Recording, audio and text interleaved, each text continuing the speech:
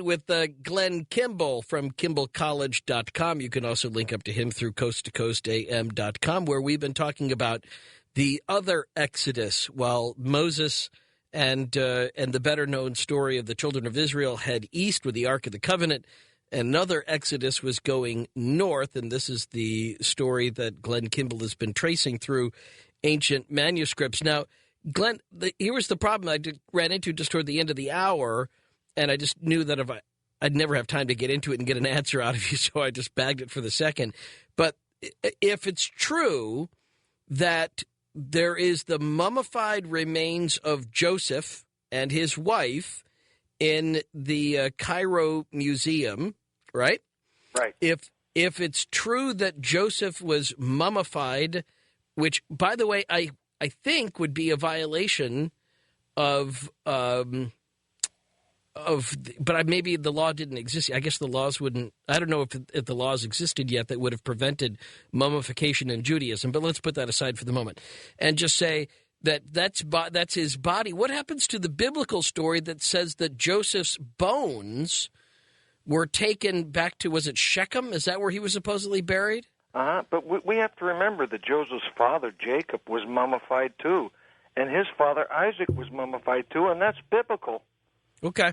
So, all right. So what happens, though, if Joseph's there? Isn't there a biblical account of Joseph's bones going back to Shechem, back to the land of Israel in one form or another? Well, that's really a brilliant question, because that would be the next logical problem with this whole thing. Until when you look at the earliest, there were three versions of the Pentateuch. Some of them extended far back, just after the time of Moses. The copy we get is from the Septuagint. The earliest versions do not say that the bones of Joseph went back in the Ark of the Covenant. They say that the bones of a famous family member or the intimate, someone from the house of Joseph, went back into the Ark of the Covenant. And I'm going to tell you right now, you could not fit a mummy inside the Ark of the Covenant under any circumstances. No. It would not fit. So one of those things can't be true then. The bones of Joseph then didn't go anywhere. Right? You're saying that they remained in the mummy that exists right now in Egypt that had been found in the Valley of the Kings. No one knew where the bones of Joseph were at the time of Moses. No one. They were all hidden. That's why we found the tomb of Tutankhamun intact. That's why we found the tomb of Yuya and Tuya, or Joseph, intact with all of its relics. The only tomb that was violated was the tomb of Akhenaten. And by the way, that's very curious, because the tomb of Akhenaten is the only tomb in the Valley of the Kings that never had a mummy in it. The jars that were to hold his entrails, in the typical mummification process, were empty and never used, were smashed by Horemheb. The sarcophagus is not there, though the stone housing for the sarcophagus is still there. It was smashed. Amenhotep disappears. He was never mummified, never placed in the tomb prepared for Akhenaten.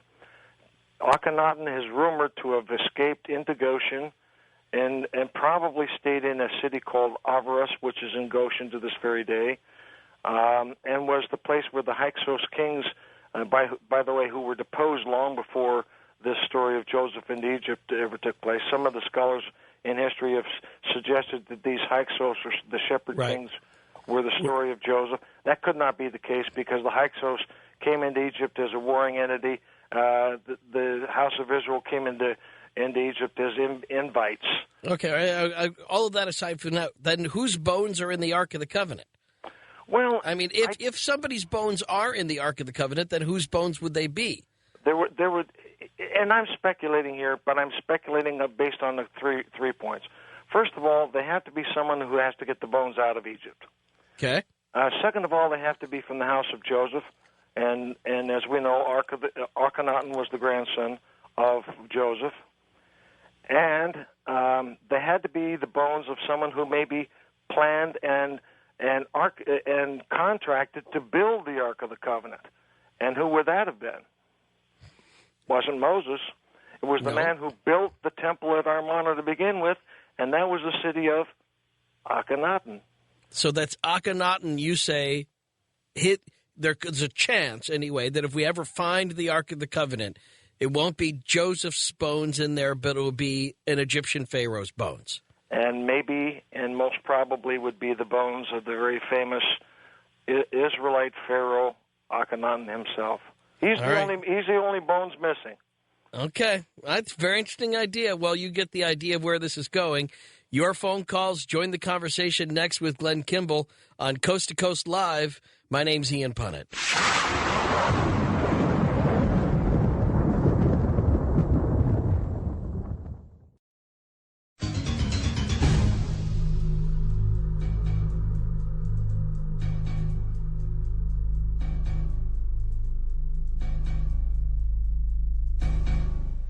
Talking about lost manuscripts, alternative history with Glenn Kimball of Kimball College. You can link up to him through coasttocoastam.com. And Paul is on the wildcard line in San Diego on Coast to Coast Live for Glenn Kimball. Go ahead, Paul.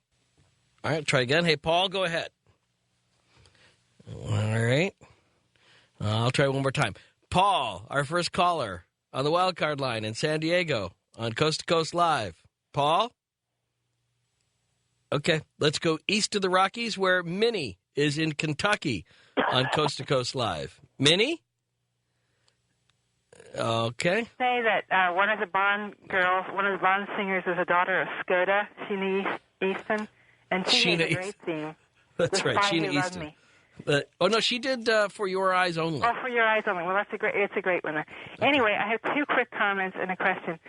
One comment was my one grandfather came from Holland, and from pictures, I guess that we had some Jewish blood, maybe some Spanish, probably both, and that was it. And all my other ancestry is British. And now, after hearing Glenn, I'm kind of overwhelmed, that possibly I have this really great connection to Jesus. Who knows? But it's kind of hard to take in. Anyway, the other comment was I'm Catholic, and in our Catholic calendar, they featured St. Anne 1 month, and under her list of what she's a patron of, she's a patron saint of minors. So that gives you an idea. The church has known about this too. You mean about the tie to Joseph of Arimathea and her brother? Right. I've known for a long time he had tin mines. I didn't know it was lead, but yeah. So anyway, I wish I had 5 questions, but I'll settle on this because you almost touched on it. The last thing, I was always taught that the Ark of the Covenant was built to house the 10 Commandments while they were in exile. I've always been taught that, so I'm really surprised at this.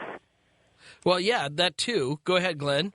Well, if the rumors were true that they were supposed to take bones out of Egypt, would they build it in Midian and then take it back to Egypt to house the bones? No.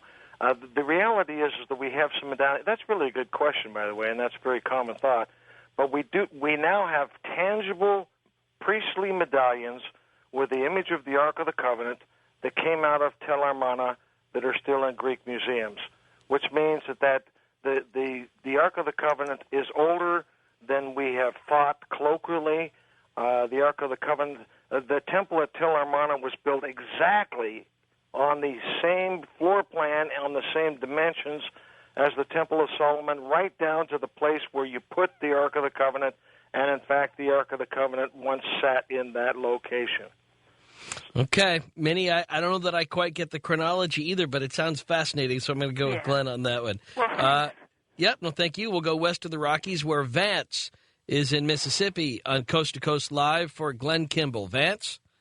Hi, Ian. First of all, your program just fits perfectly right in a great niche, and you talk about wonderful subjects that's not being handled too much, by Art does a great job. We know but he's a little out of touch with the United States anymore, I think. Well, it's nice to have an international perspective, and I'm just glad to be on the team. But you had a question for Glenn?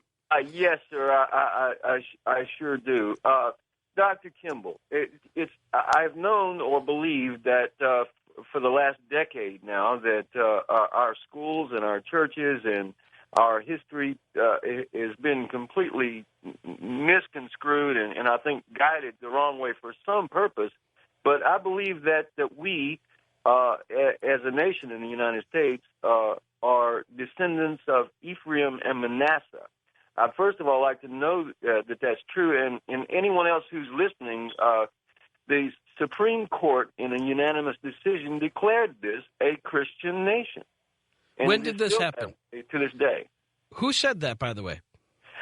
This can be found and documented through David J. Smith, and he is a minister out of Texas. He's on the shortwave, and he's been on TV shows, and on the radio for years. Well, I appreciate that, but I'm just saying I have to say that would be news to me that the Supreme Court declared this. The Supreme Court, I believe, in 1896, in a unanimous decision, declared this country a Christian nation, and it has not been overturned to this day. That's very interesting. It's another perverted interpretation by our justices.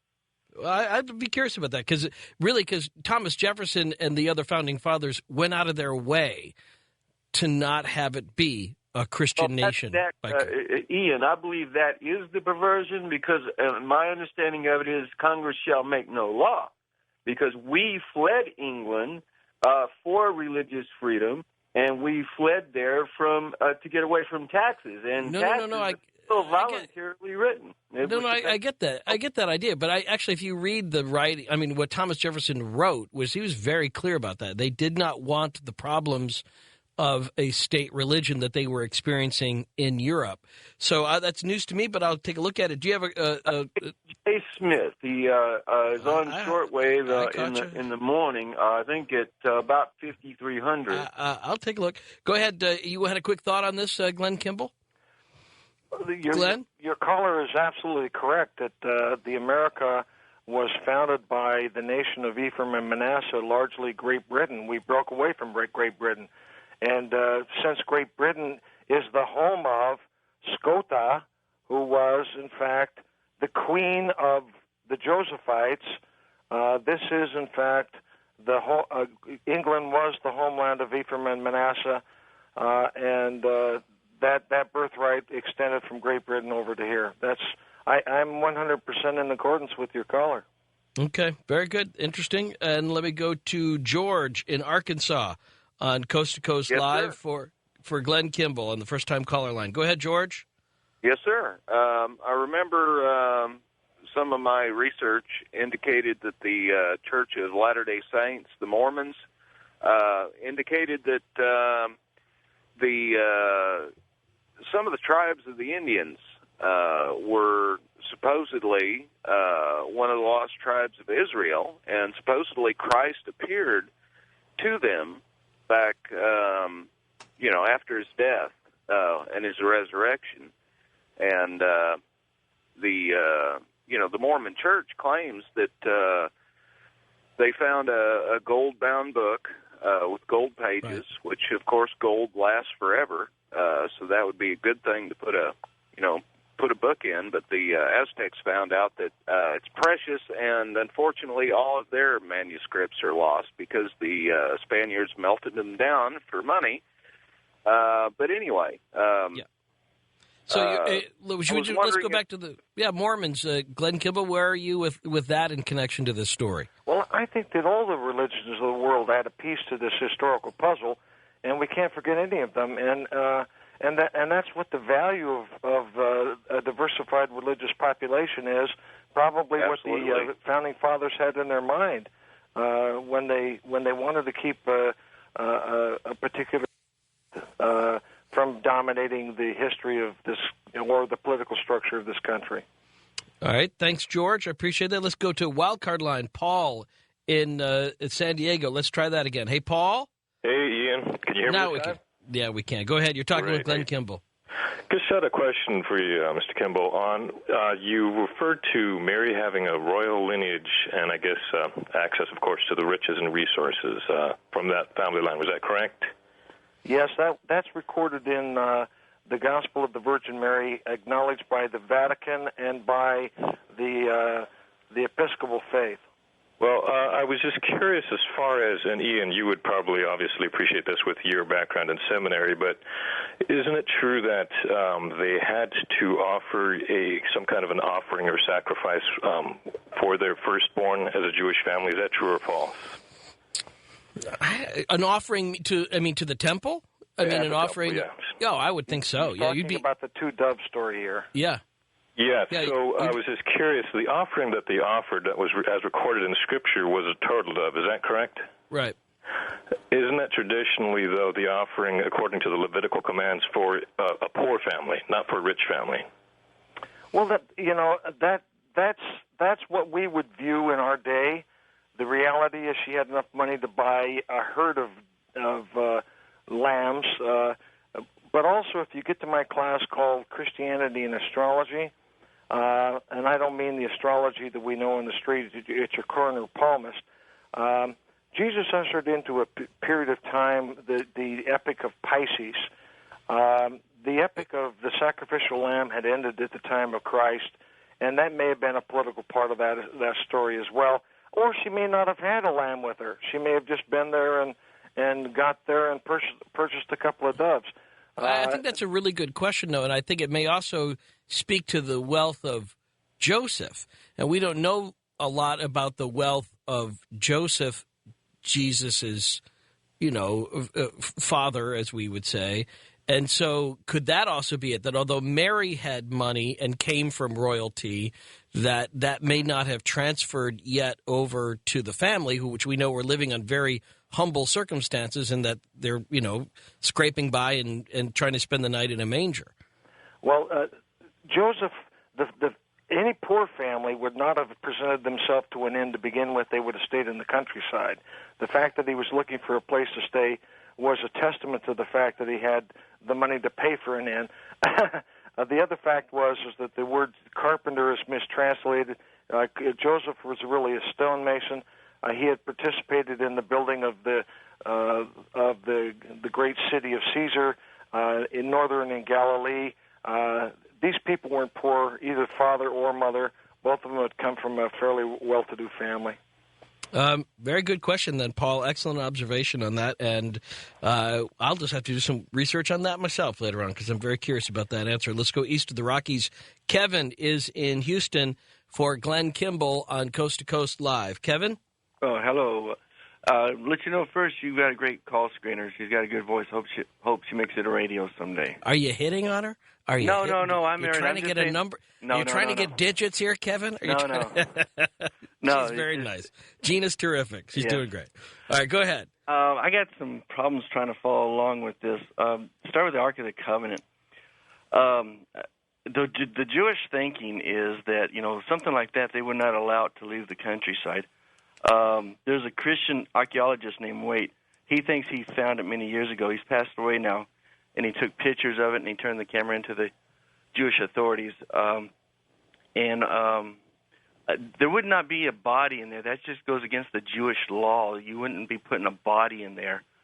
I don't see it leaving Israel. Kevin, I want you to hang on to that because I want you to stay on hold. Keep Kevin on hold because we're going to come back because Glenn hasn't even had a chance to address the first question yet, and obviously you have more than that, and we'll give all the numbers for everybody else. So hang on, Roy and Fresno and Kevin and you too. All the numbers coming up next. The conversation continues with Glenn Kimball on Coast to Coast Live. All right, so we're just getting up to Kevin's questions, and then Roy, and then Doug, and we'll get to everybody. I really want to take an hour's worth of these phone calls though so far and go back and listen to them because this hour's just been great. Paul's question was a really good one. I'll be looking that up. And did I hear somebody right who said earlier misconstrued? Or misconstrued, do they say? Because I know what misconstrued is, but if he said misconstrued, I feel like that all the time. We'll come back for Glenn Kimball, and we'll get the rest of your questions. We'll line them all up. We'll get them in before the top of the hour. We're talking about the other exodus out of Egypt, the alternative story, the lesser-known route of the other people who left at the time of the Exodus.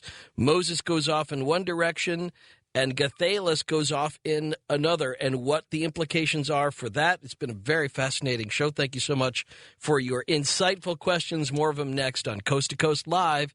This is Ian Punnett.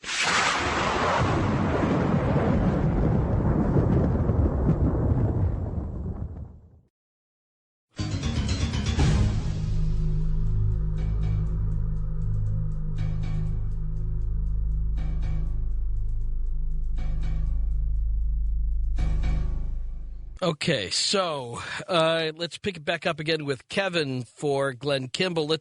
I'm a little iffy on the whole Ark of the Covenant thing too, so I'm glad Kevin brought this up. First, let's get the chronology right as you propose. They built the Ark of the Covenant before they left on the Exodus.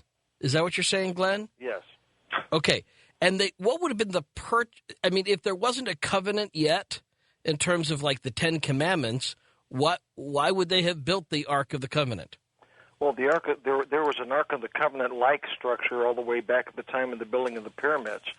So the Ark of the Covenant, as an entity placed inside a temple, it was an old concept by the time of the building of Tel Armana.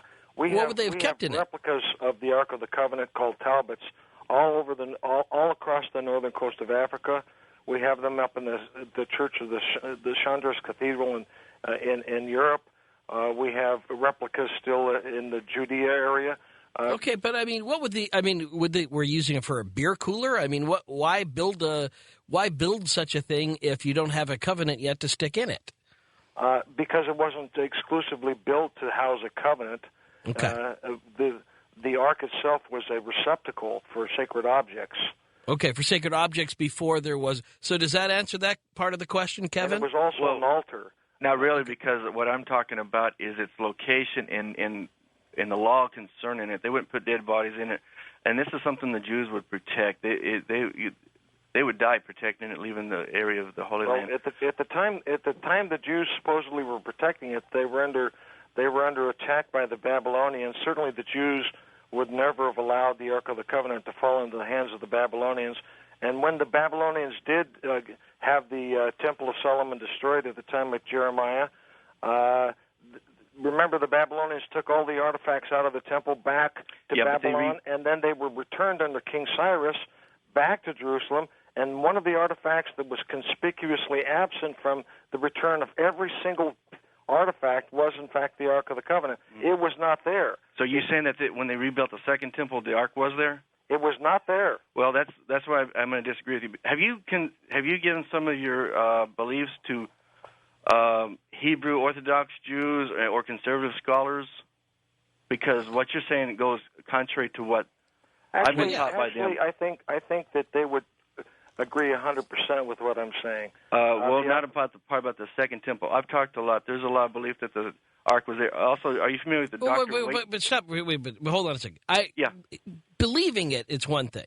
They can believe it. There's lots of people you can believe that it's there, but there really isn't there isn't a mention. In fact, it begins really that's sort of conspicuously not mentioned. And I think that's part of why it adds to the ambiguity of the history of it, right? And it is thoroughly possible that they could have taken a picture of any one of the talbots that existed. The fact that they found a picture of a replica of the Ark of the Covenant would not have been unbelievable no matter where it was located, because there was over 100 of them made that were used for the same purpose. The Ark of the Covenant was a mercy seat in the Holy of Holies in these temples that were built around the world, and it was used for the same purpose each and every time, and it would have been no surprise to me that they would have taken a picture of them in the Sudan. I know my brother-in-law is a federal marshal, and he has seen them in Sudan. Okay, real quickly, Kevin, one last question. The part about Arkansas and all that, and names of mountains, a lot of these places didn't get names until the white man came in. They named them after the Bible names or history. And we're in the state of Arkansas, like most of the states, got its name from Indian tribes. Arkansas, Texas, Kansas, Alabama, Mississippi. These are named after Indian tribes. And the part about the Indians being descendants of Jews, has been proven false by DNA tests. There's a relation between the American Indians to the Eskimos to the Northern Orientals of Siberia, and then to the Chinese. And if you look at full-blooded American Indians, they have an Oriental look, and a lot of our Navajo Marines were accidentally killed by fellow Marines in the Pacific War. I do a whole class, by the way. I do a whole class on that, and by the way, that genealogy and that DNA doesn't cut it. The first red men who were ever in existence called themselves the red men, as per what the Native American Indians call themselves the red men, came from India, came from the Phoenicians. Both of those ancient cultures called themselves the red men. There was even a group in Egypt that called themselves the red men. These people exited out a number of different directions and migrated toward the Americas. Certainly, the Native American Indians have DNA from the Mongol tribes, but by and large, the main part of the DNA structure, which we feature in one of our classes, Kennewick man was certainly a Caucasian individual. I don't know about this here. Like, I'm trying to follow you, but I'm sliding down Kevin's way on this one. I don't know that you can. That sounds like a whole other show. I mean, I don't want to go down this road. I do a class on the Canaanites, where we track the Canaanite migrations in all four directions, and part of them that came down through Siberia. Yeah, but I'm willing to go with the Bering Strait theory here, or even the intermingling of the earliest Chinese explorers, and we'll just leave it at that. And we presume they didn't have boats, and that's where historians get all messed up. Okay. Is they presume we don't have boats. All right, west of the Rockies, Roy is in Fresno on Coast to Coast Live for Glenn Kimball. Go ahead, Roy. Yes. Hey, Ian. First thing, excellent show tonight, brother. Thank you. Glad you're enjoying it. Excellent show. And Dr. Kimball, to you, sir, you just have me right on the edge of my chair. You have cleared up so many questions for me. Having been raised in the Roman Catholic Church in the early years, I spent a lot of my life researching history and the roots of Rome and all that happy stuff. And you've just answered so many questions for me. It's from even right up to the lost tribes of Israel and the contemplations in that area. Okay. Question for him then, Roy? Now my question, sir, is not so much to deviate off of what you've been talking about, but can you go back a little bit further to the ancients and perhaps maybe share with us a little bit where the lost continent of Atlantis, we've heard about it from Plato to Edgar Cayce, where this plays into where we are now. Okay, interesting question. Where do you see this? Where does Atlantis figure into this cosmology? Well, we have one of the classes at the Kimball College is called Pre-Genesis, the time before the beginning. Certainly in the book of Genesis, it says that the daughters of Adam and Eve married men of old and men of renown. There are scientists and scholars and historians who suggested that by the time of the coming of Adam and Eve, who they very much believed in, that there were as many people on the earth as there were at the time of the flood of Noah. So, in other words, there were other generations prior to this, and in this pre-Genesis, the time before the beginning, we chronicle 5 epochs of time where human beings, in their inimitable wisdom, have destroyed themselves by violating the laws of God and of the earth, and they all call themselves the sons of God.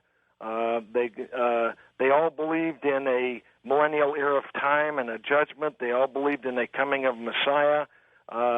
It's amazing how parallel these traditions were. Even if you go back to the Anunnaki, the Turing exposition of the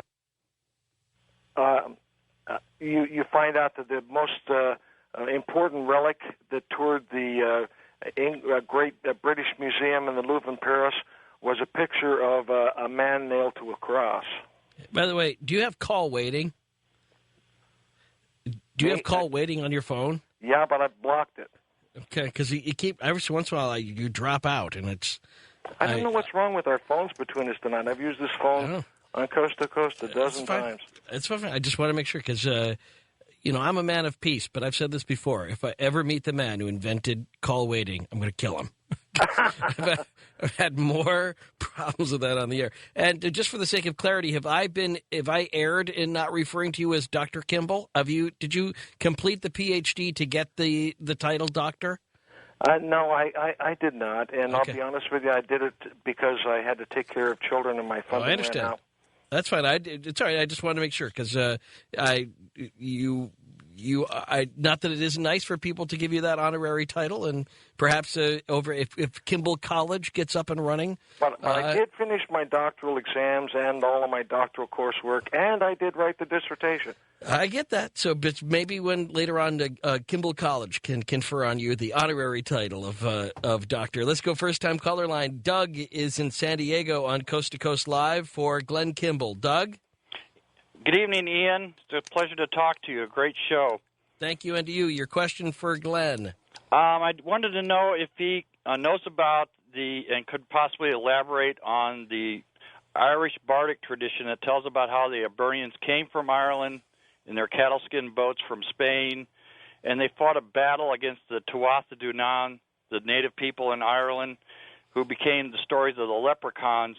And is there any stories in the Irish traditions that talk about this Egyptian connection? Well, the Tuatha Dé Danann literally means the tribe of Dan, which were taken to, boy, you've got it right on the head here, because these people that were fighting with the Spaniards were, in fact, Gathalis, and Gathalis took the Tuatha Dé Danann and sent them on to the British Isles to scout out the Ireland.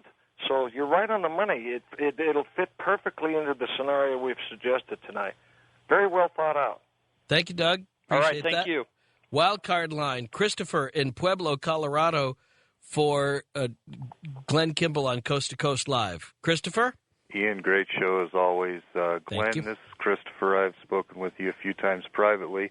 I don't remember if I discussed this with you, and even if I have, I think it's something that the Coast listeners might want to know about.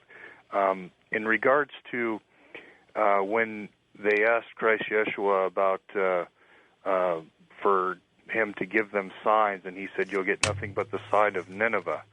And in regards to when Jonah finally did go to Nineveh, and Nineveh repented, and God didn't destroy the city, what does that tell us about prophecy today?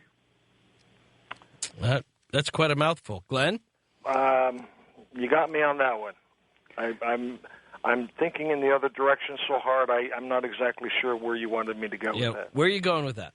Well, where I was going with it is that prophecy, as Glenn has helped me to understand too, has more sides than what the canonized Bible says, but that we have a choice, and when Jonah finally did go to Nineveh after the whale and everything or whatever, and he told the people that God was going to destroy the city like God told him to, then Nineveh repented, and God didn't destroy the city.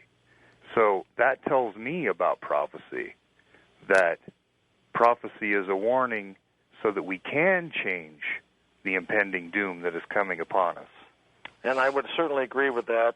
One of the prime directives, as it were, for all of biblical history is the fact that men have their free will to choose for what they would do. And I'm not a prophet, so I stay out of the realm of prophecy entirely. You're never going to find me like Jimmy Jones taking you to Guyana. That'll never happen. And I'm not David Koresh, so... No, but I think that's the reason why prophecy has repeated itself, and why we can fit it in for periods of time, and then it seems to drop off and then start over again, is because...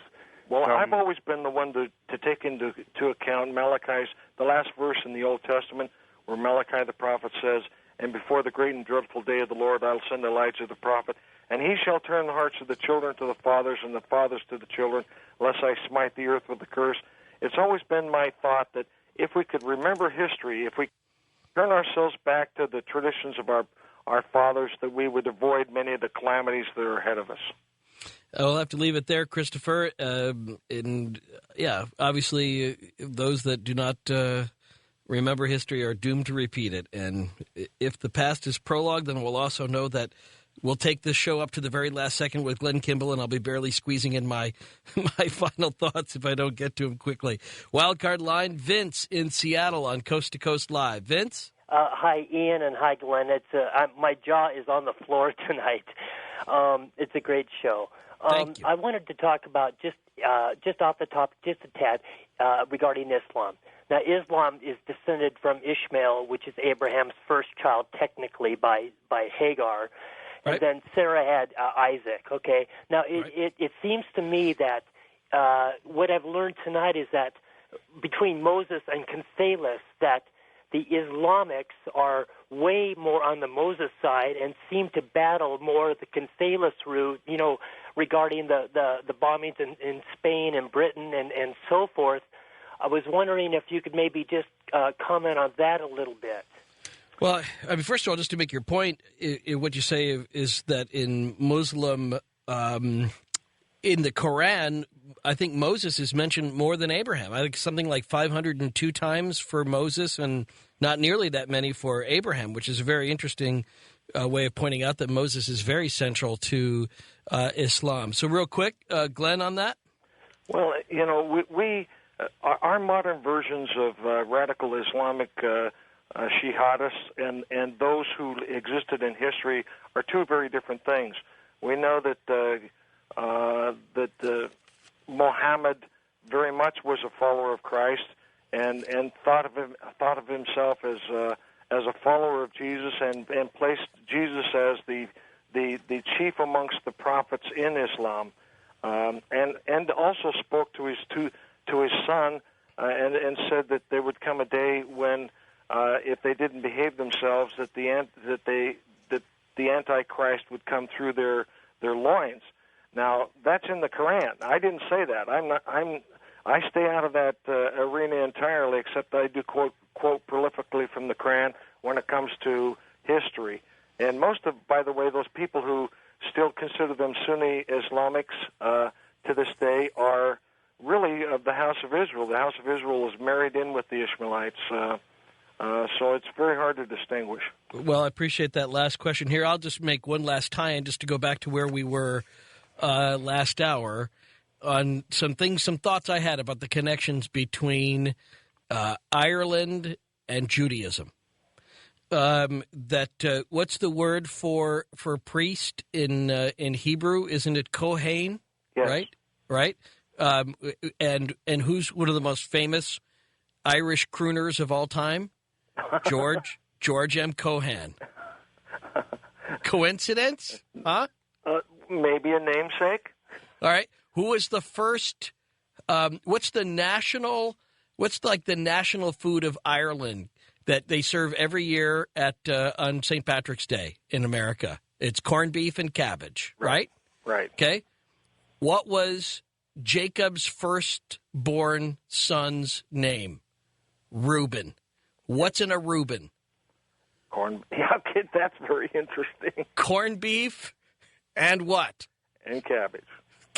Made sauerkraut, cabbage, right? That's right. Am I onto something? You are indeed. And remember, we have a toll-free line for those who do not have the Internet. Okay, got it in there quick, because I think you ought to add that into your course before it's too late. 888-904-9394, and it's open tomorrow. Always a pleasure. It's open tomorrow. Get the number, get everything you need, link up to Glenn Kimball. Always a good sport. Always nice to talk with you. Congratulations on Kimball College. Thank you. Good luck on your Rose Bowl appearance next year. Deus te amat. Me and you understand. And I do too.